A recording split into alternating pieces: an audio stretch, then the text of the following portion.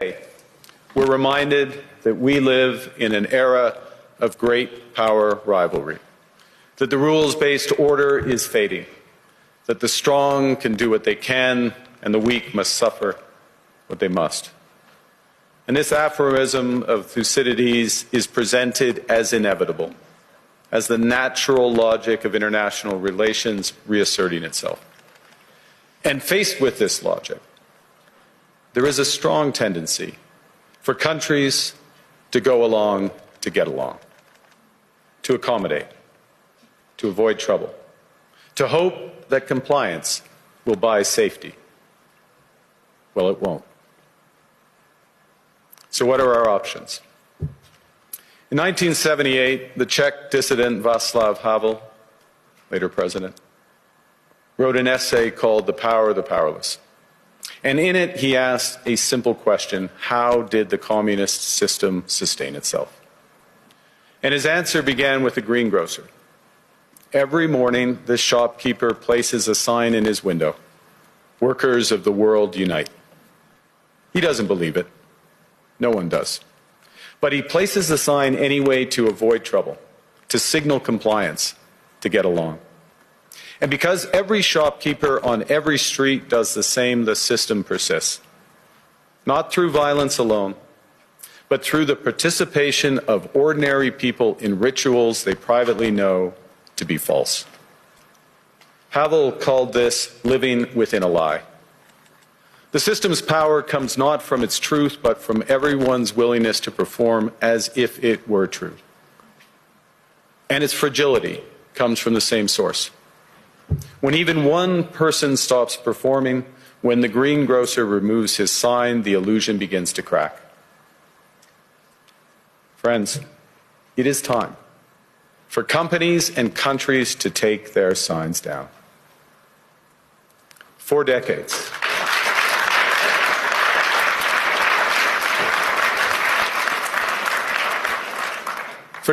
countries like Canada prospered under what we called the rules-based international order. We joined its institutions, we praised its principles, we benefited from its predictability. And because of that, we could pursue values-based foreign policies under its protection. We knew the story of the international rules-based order was partially false, that the strongest would exempt themselves when convenient, that trade rules were enforced asymmetrically. And we knew that international law applied with varying rigor depending on the identity of the accused or the victim. This fiction was useful.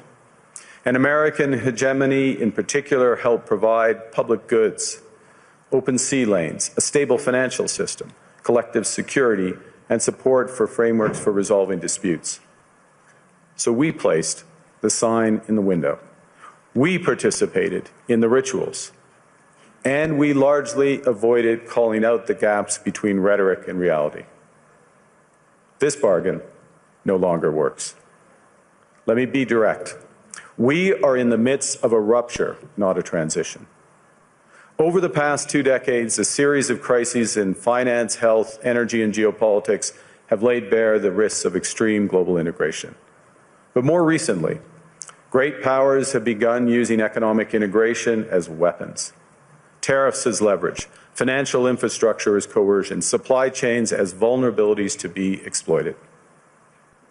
You cannot live within the lie of mutual benefit through integration when integration becomes the source of your subordination.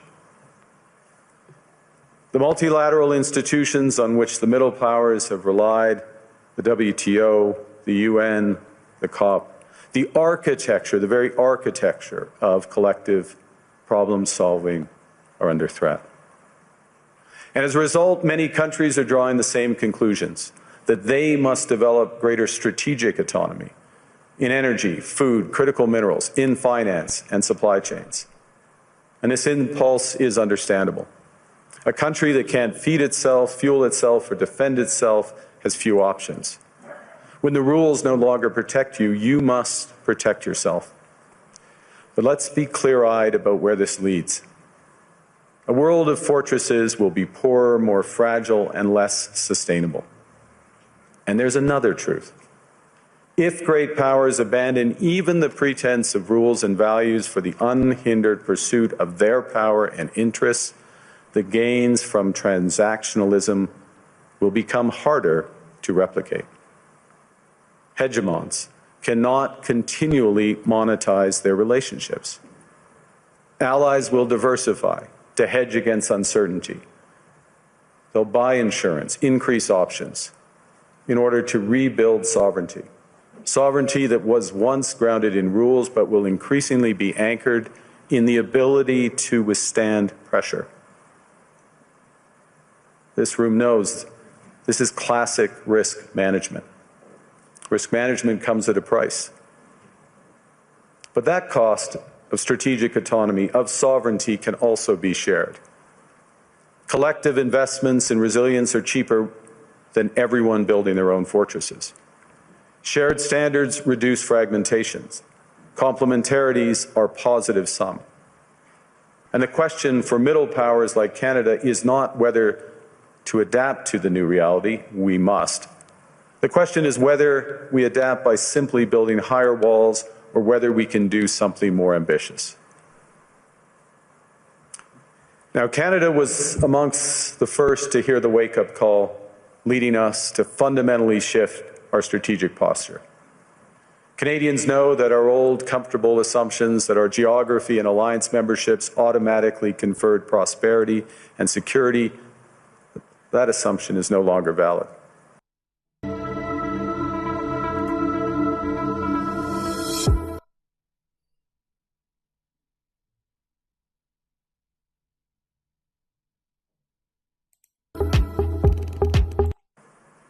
And our new approach rests on what Alexander Stubb, the President of Finland, has termed value-based realism. Or to put another way, we aim to be both principled and pragmatic. Principled in our commitment to fundamental values, sovereignty, territorial integrity, the prohibition of the use of force except when consistent with the UN Charter, and respect for human rights. And pragmatic in recognizing that progress is often incremental, that interests diverge, that not every partner will share all of our values. So we're engaging broadly, strategically, with open eyes. We actively take on the world as it is, not wait around for a world we wish to be. We are calibrating our relationships so their depth reflects our values. And we're prioritizing broad engagement to maximize our influence, given the fluidity of the world at the moment, the risks that this poses, and the stakes for what comes next. And we are no longer just relying on the strength of our values, but also the value of our strength. We're doing something else. To help solve global problems, we're pursuing variable geometry. In other words, different coalitions for different issues based on common values and interests. This is not naive multilateralism, nor is it relying on their institutions. It's building coalitions that work, issues by issue, with partners who share enough common ground to act together. In some cases, this will be the vast majority of nations. What it's doing is creating a dense web of connections across trade, investment, culture, on which we can draw for future challenges and opportunities. Argue the middle powers must act together because if we're not at the table, we're on the menu. But I'd also say that great powers can afford for now to go it alone. They have the market size, the military capacity, and the leverage to dictate terms. Middle powers do not. But when we only negotiate bilaterally with a hegemon, we negotiate from weakness. We accept what's offered. We compete with each other to be the most accommodating. This is not sovereignty. It's the performance of sovereignty while accepting subordination. In a world of great power rivalry, the countries in between have a choice: compete with each other for favor or to combine to create a third path with impact. We shouldn't allow the rise of hard power to blind us to the fact that the power of legitimacy, integrity, and rules will remain strong. if we choose to wield them together. Which brings me back to Havel. What does it mean for middle powers to live the truth? Well, first, it means naming reality. Stop invoking rules-based international order as though it still functions as advertised. Call it what it is, a system of intensifying great power rivalry where the most powerful pursue their interests using economic integration as coercion. It means acting consistently, applying the same standards to allies and rivals. When middle powers criticize economic intimidation from one direction but stay silent when it comes from another, we are keeping the sign in the window. It means building what we claim to believe in. Rather than waiting for the old order to be restored, it means creating institutions and agreements that function as described. And it means reducing the leverage that enables coercion. That's building a strong domestic economy. It should be every government's immediate priority. And diversification internationally is not just economic prudence, it's a material foundation for honest foreign policy, because countries earn the right to principled stands by reducing their vulnerability to retaliation. We understand that this rupture calls for more than adaptation. It calls for honesty about the world as it is. We are taking the sign out of the window. We know the old order is not coming back. We shouldn't mourn it. Nostalgia is not a strategy. But we believe that from the fracture, we can build something bigger, better, stronger, more just. This is the task of the middle powers.